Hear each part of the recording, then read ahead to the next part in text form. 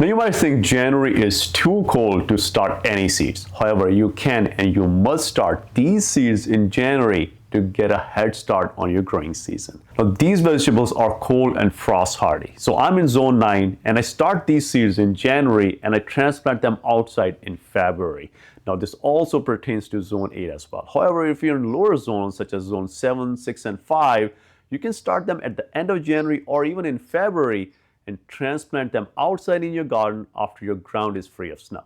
So let's first start with the frost and cold resistant vegetables, which are kale, peas, Swiss chard, and collard greens. Now this tray is a little bit dry. So first we are going to moisten up the growing medium. It's really good to have consistent moisture in your growing medium to germinate seeds well. Now I'm making little holes in my cells for the seeds to go.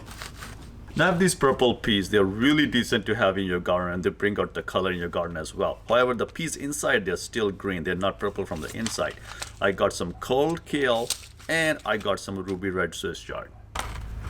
Let me get these peas out. Drop the peas in the holes and then cover with your hands after planting. Do the same with Swiss chard, kale, and collard greens. Now some of the other vegetables you can start in January are cauliflower, broccoli, and cabbage. However, these are very susceptible to pest damage, so I don't really recommend these for beginner gardeners.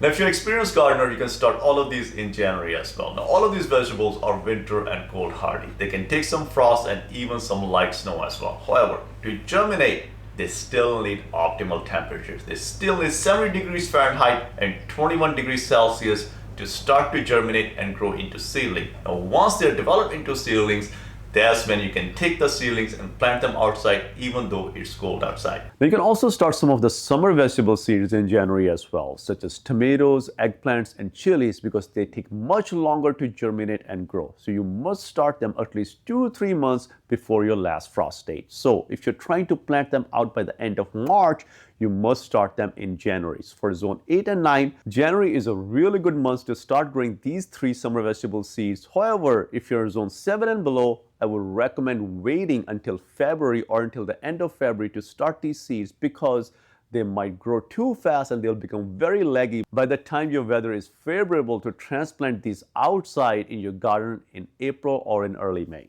Now, there are some certain seeds you can start and grow indoors and even harvest them indoors, and those are microgreens and sprouts. So I always recommend my subscribers to start with sunflower microgreens, broccoli microgreens, and radish microgreens. I have a separate video on top 5 microgreens you must grow. Check out the link in the description of this video. Now you can also grow sprouts such as mung bean sprouts as well. And I also have a video on this and the link will be in the description. For my friends in Southern Hemisphere such as Australia, South America, and South Africa, check out this video on seeds you must grow in July, because your seasons are opposite to us. So the seeds that we grow in July, you'll be growing those in January.